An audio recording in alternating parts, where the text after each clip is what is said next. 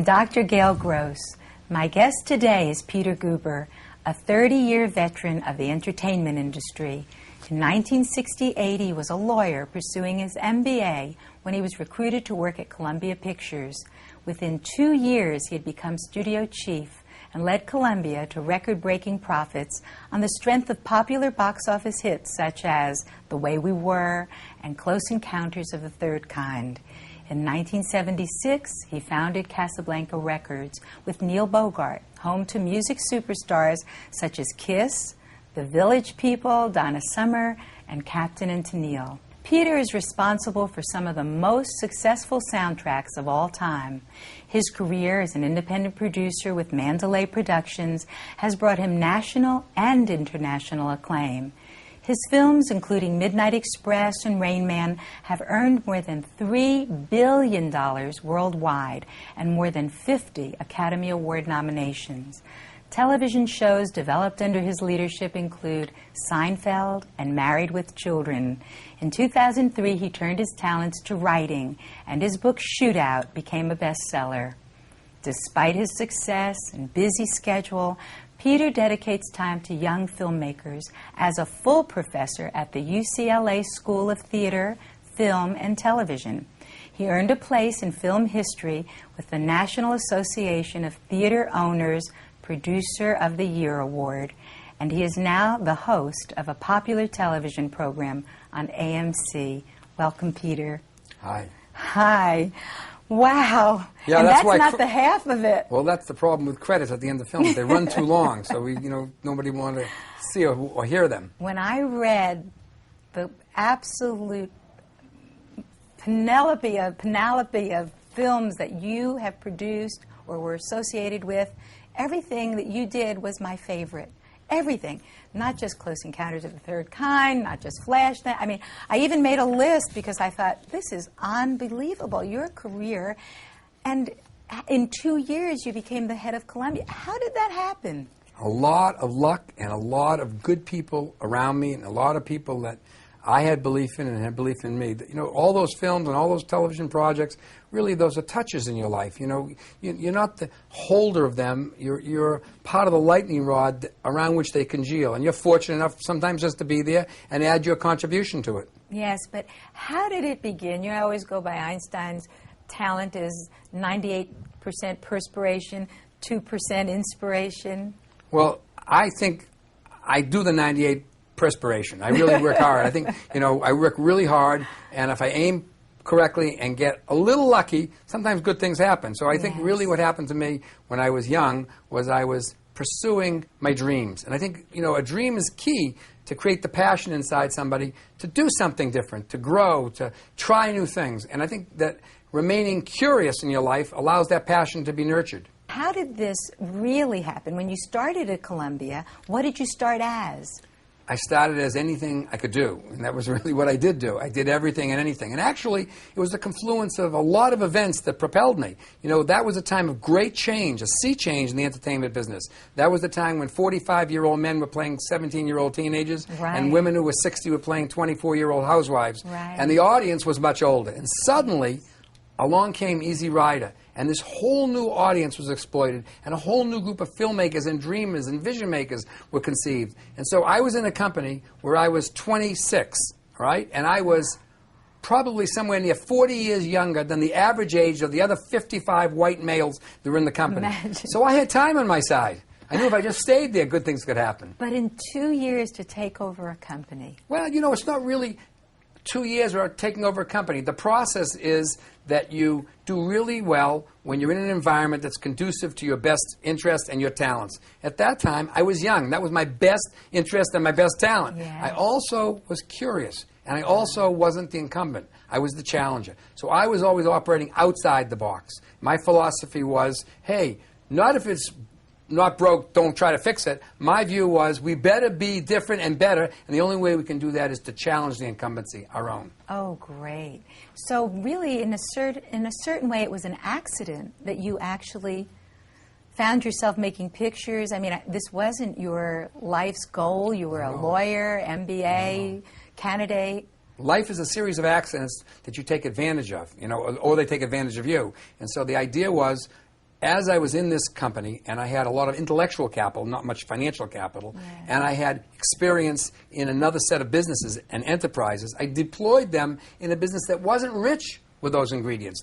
They were not a business at that time that was information rich. They acted on their gut or their tush, and they said, well, I played golf with this guy yesterday, maybe he'd be a good actor or director.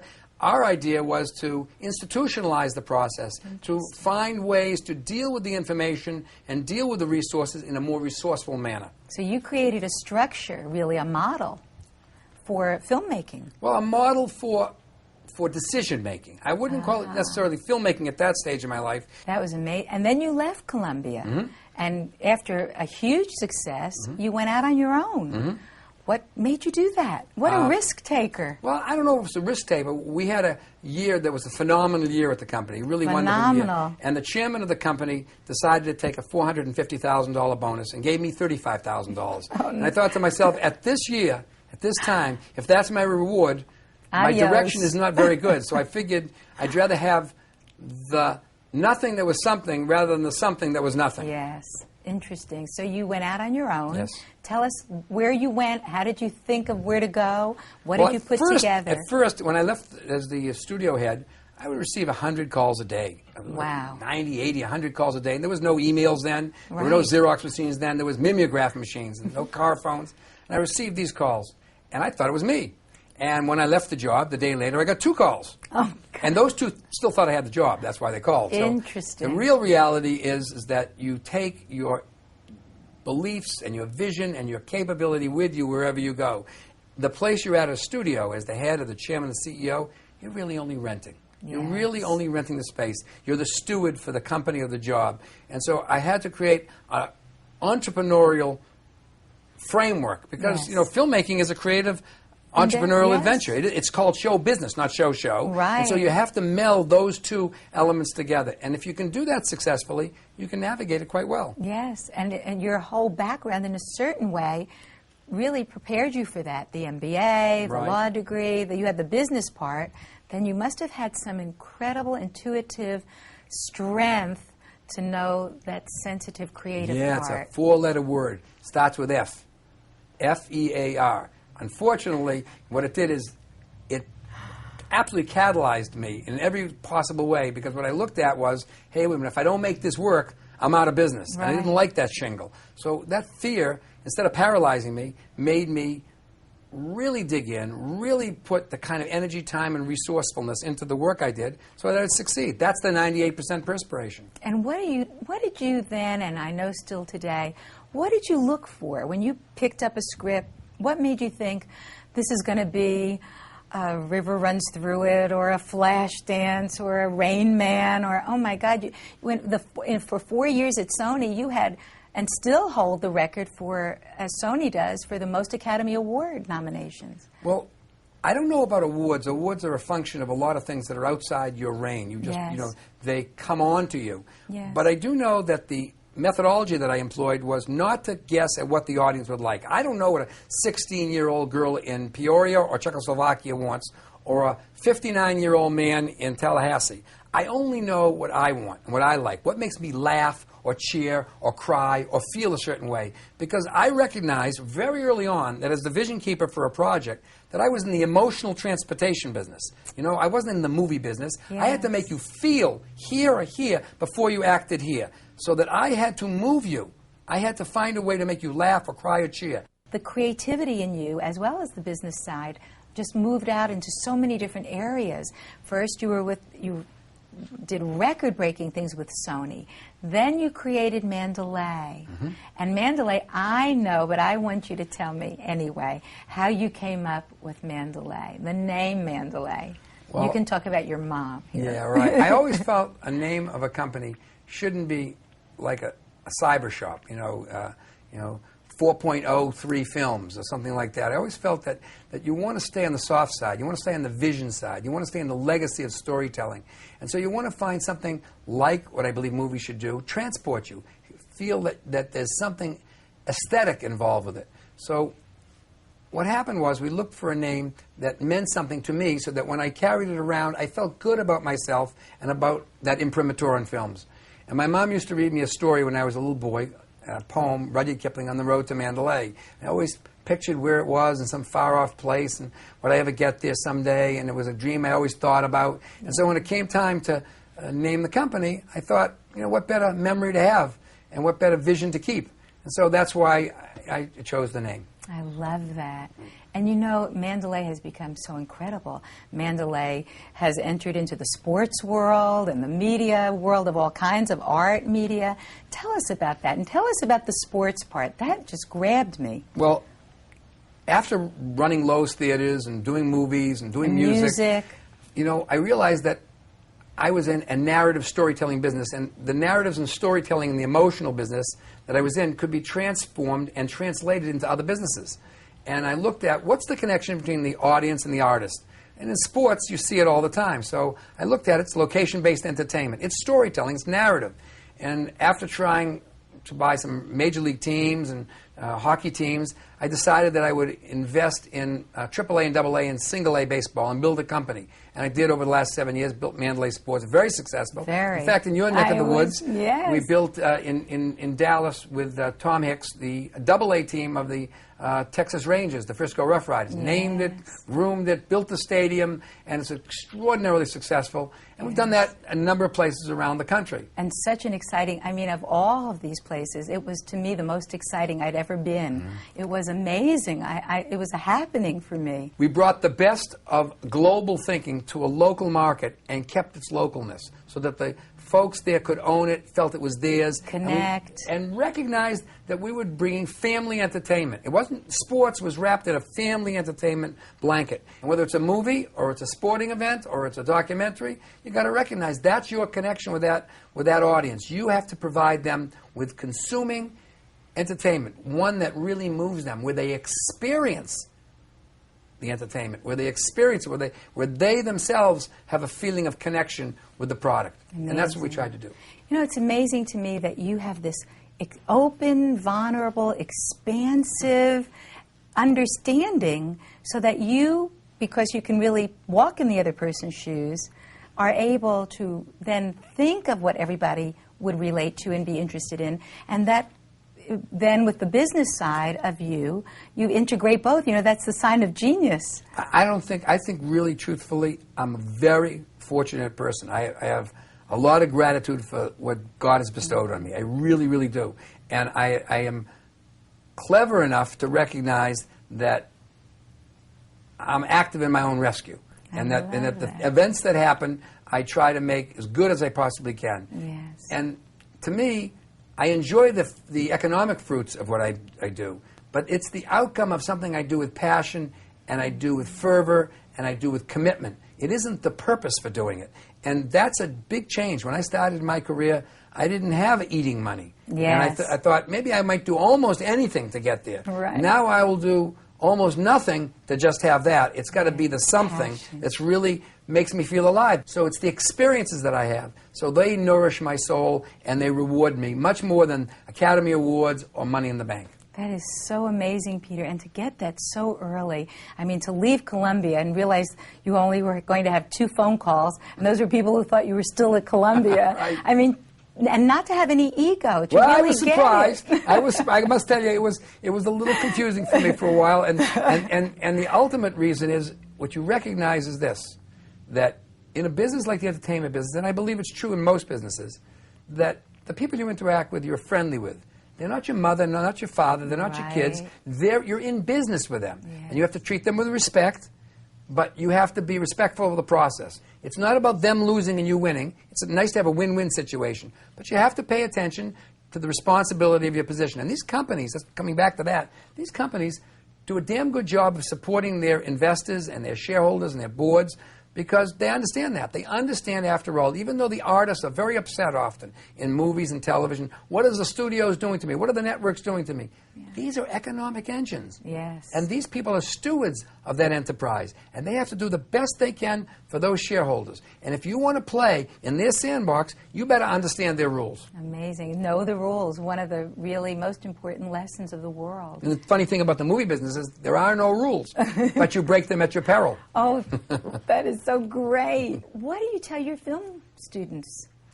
I've taught so many different courses from sports management, information technology, creative writing, production management.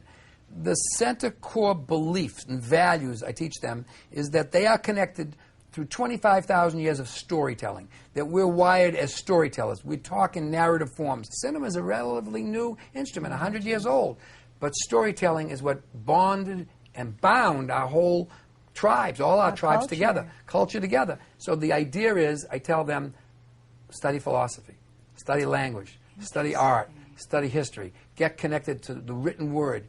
The script is your Bible, it is your blueprint for your film. If you don't understand that, you're not going to connect to all the people in your crew, in your cast, in your storytelling process. So I really stress the human adventure in filmmaking. I stress, I can't put in what God left out. I can't make them talented, but I can give them tools and navigational stakes that help them execute their talent to the highest degree. And therefore creating the mythology of our day, really, on film that really will hold forever. Film is both a lightning rod and a beacon of our society. You know, in some sense, people say it reflects the worst in our society. Others say it makes us believe and dream.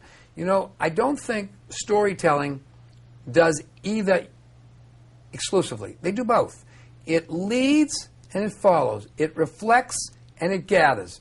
And it's because human beings are in the center of the storm of filmmaking. And just like them, it reflects all of those dichotomies. And the enigma is that when you start a process, unless you can own that storytelling, unless it really is significant to you, unless it means and feels something for you, it never gets translated as a powerful storytelling element. Yes, and so there it is, that you have to have that passion, and you have to have the honesty and the integrity to put it out there.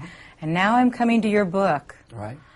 I mean, now you've written this incredible book, and you had to be so honest to write a book. I mean, that is all about honesty.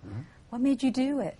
Well, I've been teaching for 34 years at UCLA. I started in 1969, taught every single year through all the companies I ran and all the business and films, because that was my connection. I saw myself not as a filmmaker, not really even as a executive, but I saw that connection to the legacy of storytelling, to the shamans of the past. And the new tools and the resources were critical, but I wanted to hold on to the old elements that were so vital in really valued storytelling.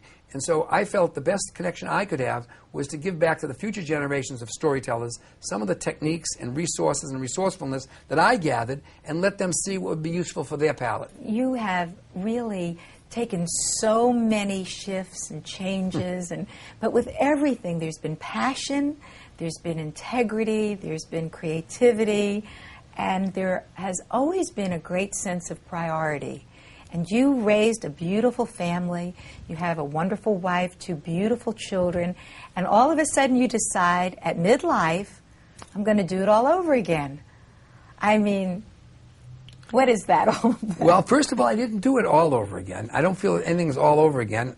And it wasn't even again. I just recognized that having family and having children that are young gives you a dynamic view of life, and it is energizing. And I had a lot to pass on to kids, and I had the opportunity to have 2 children, and I took it. And for me, family is a dynamic canvas on which I play the characters of my life. That is so amazing, because, you know, these 2 little boys, first I will say that you have 2 beautiful daughters, and then you have these 2 little boys, and it's amazing because in everything it's the same dynamic, that you are creating a story of your life, putting back into this generation to come, which is, of course, the way we know we've lived a good life. We've invested in the generation behind us. But you really walk your talk. You do it on every level. And whether you're teaching, catching a glimpse of the future and creating mythology that in a certain way writes the history and the ritual for our future, you've done it in your own personal life.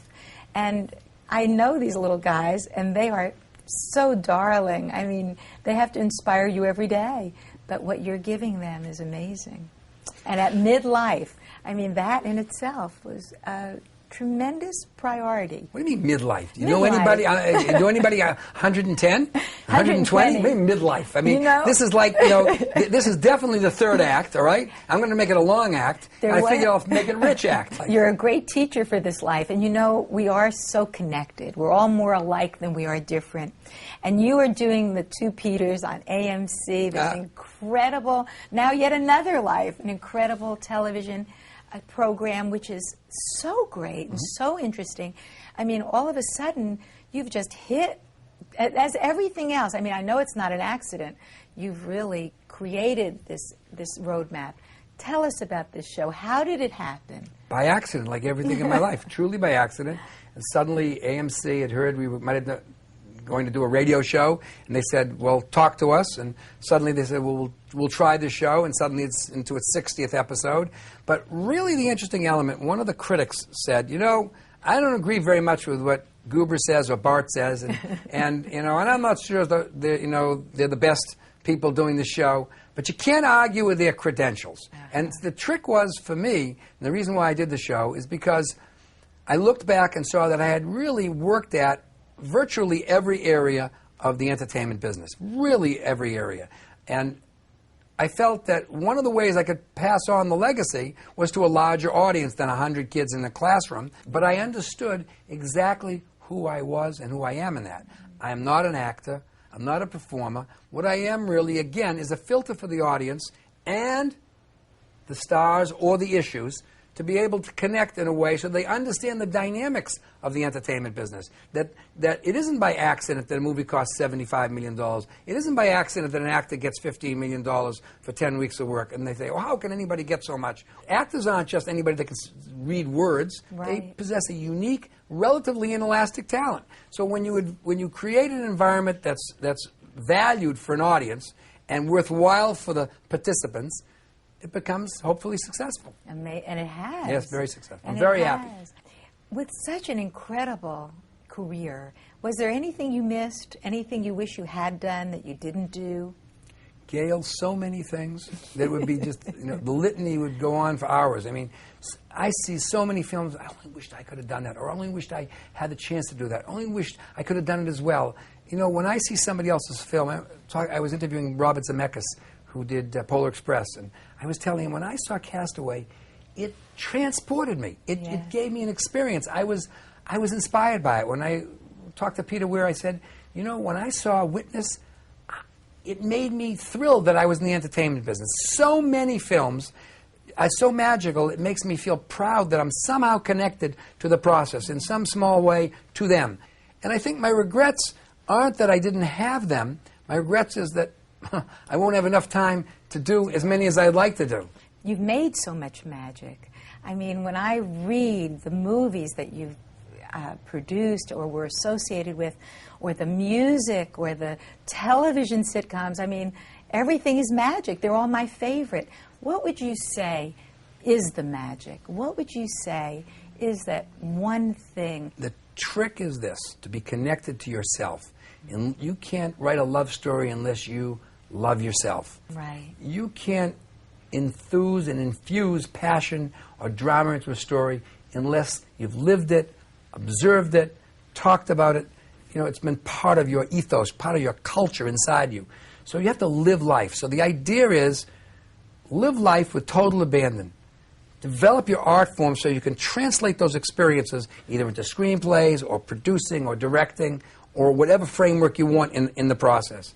And do it with unbridled passion and an absolute convention of never being committed to anything but excellence. Tenacity and passion are two of the absolute cylinders that make the engine fire really effectively. Yeah. And if you don't have the passion, I look at it all the time. If you don't have the passion, don't do the project. Don't hire somebody that doesn't have the passion.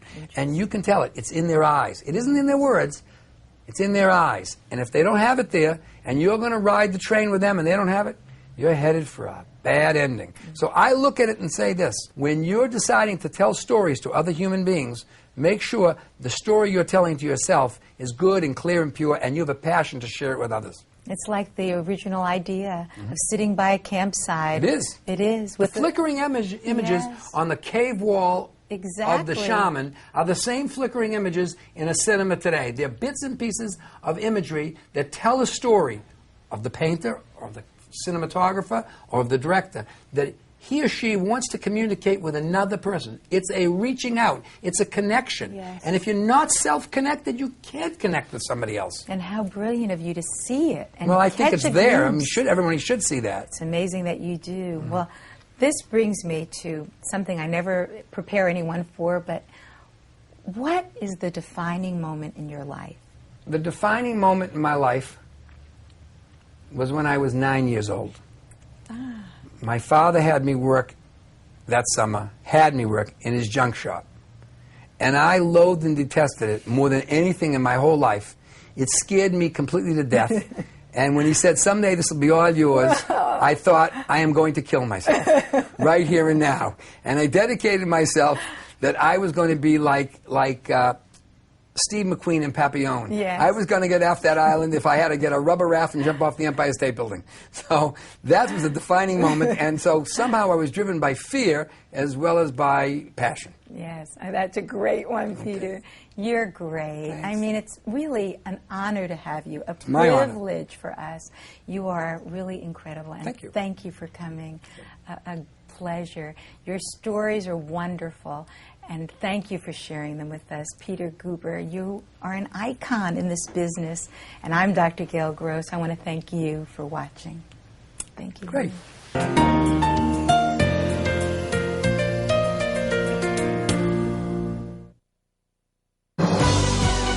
We are PBS.